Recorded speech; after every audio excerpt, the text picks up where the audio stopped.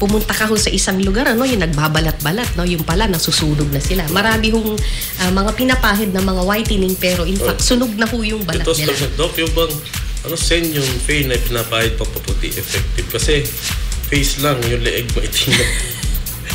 Sen yung Faye, ano ba yun? Hindi ko alam. Yung pinapahid na parang mga Chinese medicine na. Okay. Kailangan ho kasi pag nagpapahid kayo ng mga whitening, pantayan nyo naman, lagyan nyo rin po yung neck nyo, no? Hindi buong katawan. No? Tsaka dapat, may endpoint yan eh. Meron kasing, I'm not sure kung meron siya yung mga hydroquinone o meron siyang mga tretinoin component, no? Meron yan yung mga peeling, that's yung mga peeling solution, no? Meron yan meron mga over the counter. Now na pag yung kala nila, pulang-pulang na sila, no? Pero in fact, sunog na sila. Nasusunog pa rin. Yes. So nagkakaroon po ng post-inflammatory hyperpigmentation na nangingitim pa rin lalo after a while. Kala nila pag tinigil nila, yung pala, lalong nagiging sunog na sila eh. So, kailangan hindi na sila nagpapahid ng gano'n. Ito, tanong naman, Doc, anong magandang supplement para sa balat? Okay, supplement, no? Ang pinaka maganda would be zinc. May zinc yan eh. Yan ang the best na para sa hair tsaka sa skin. Pero kasama mo na rin ng vitamin C, vitamin E. Actually, glutathione maganda rin. Provided na kailangan protectionan mo yung balat mo. Kay sunblock ka, iwasan mo yung araw. Kailangan nakapayong ka parate. Ganun po. Yeah, tama, no?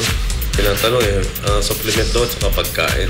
Siyempre, yung mga pagkain, mga green leafy vegetables o yung mga makukulay, kulay orange, kulay red na fruits, yan ang mga kailangan. Tsaka the best would be i-hydrate mo yung sarili mo. Uminom ng tubig, no?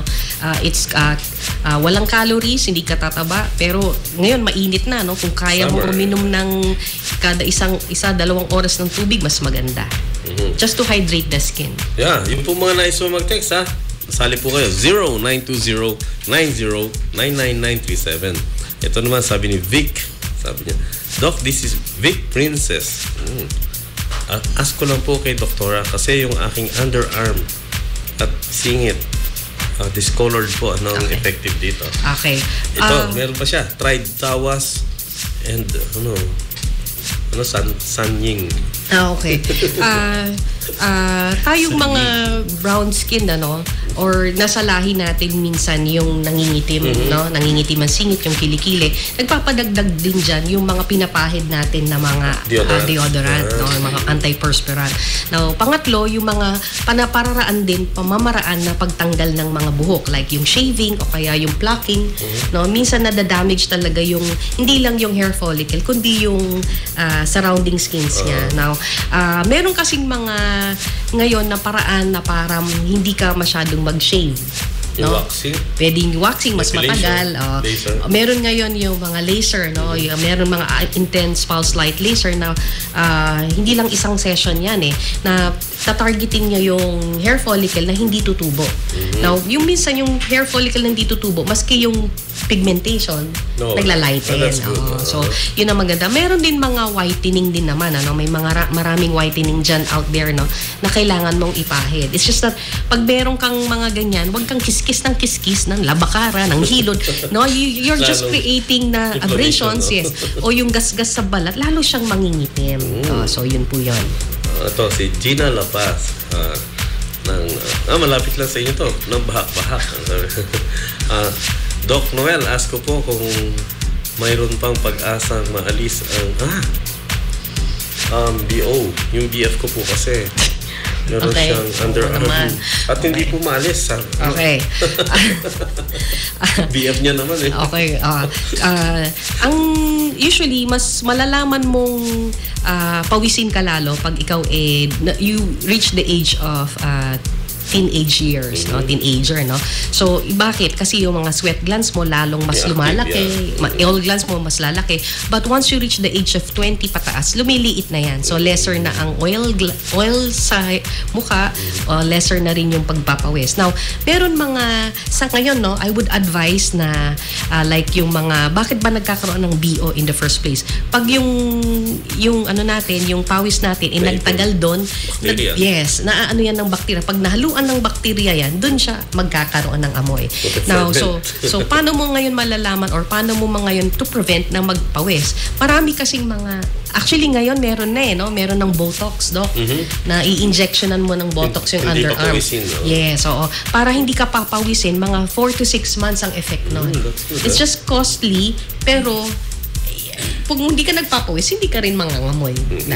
Kasi yung sweat yung pinakaano O dapat rin siyempre pangalagaan niya yung sarili niya, kailangan niyang magsabon, no, maligo ng twice a day. No, kailangan niya talagang baka may pawis siya, tagal-tagal baka hindi naliligo. Yung po mga deodorants, Dr.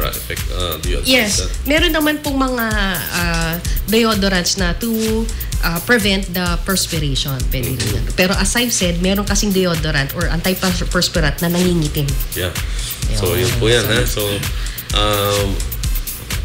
maganda yung mga tips ni Doktora. So, yung mga medyo nagkaka-BO dyan, na-imagine ko, may mga nagtatas ng kilikili. Naamoy ang kilikili ngayon.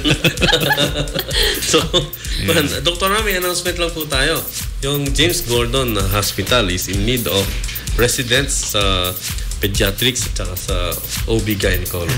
At ganoon din sa internal medicine. So, if you're a doctor and pasado ka na sa boards, pwede na kayong mag-apply dyan. Sa pedya, hanapin nyo si Dr. Carol Kembao.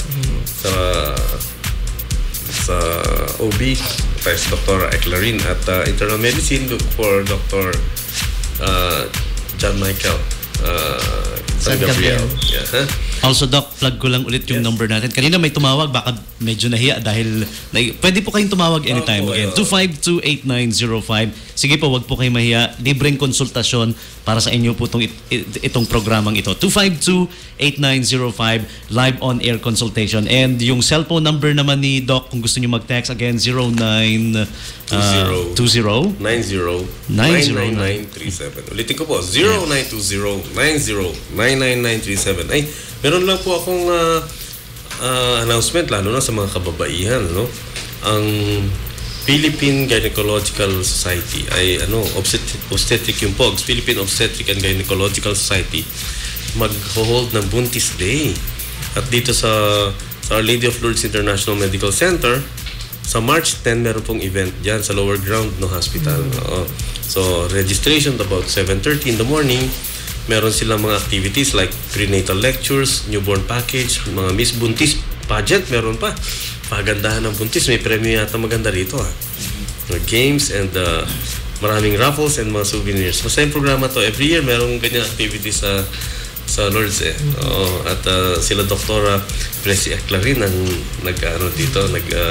namamahala dito. For more information, you can call 222-9011-2213. Ulitin ko, 922-9011. Yan po yung hotline ng Lourdes. At sa cellphone naman, you can call or text sa 0928-820-8191, or you can visit our website sa www.ollimc.com or Our Lady of Lourdes International Medical Center. Pwede kayong mag-Facebook na lang, hanapin nyo po yung Our Lady of Lourdes International Medical Center, i-google nyo at makikita nyo sa Facebook. Si Dr. Presi Eclarin, happy listening po sa inyo. Siya yung nag-spearhead na activity nito sa Buntis Day. So, yun po. Doktora, yung pong may lumabas na issue lately sa Pangasinan daw, merong mga flesh-eating monster. Mga flesh-eating disease.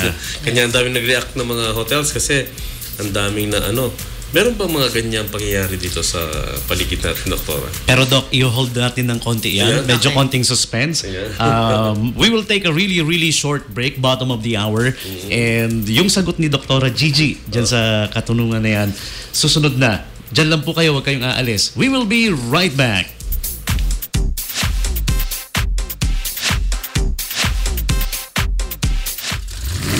Hi there, this is Ron. Whenever you're inside Subic Bay Freeport, there's no overtaking on double solid yellow lines and on hills and curves.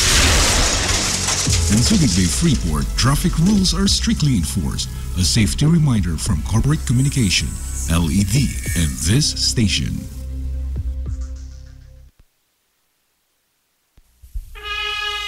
Did you know that the flagpole in front of Building 229 is symbolic? The flagstaff has a height of 94 feet, symbolizing 94 years of the U.S. military presence in Subic Bay.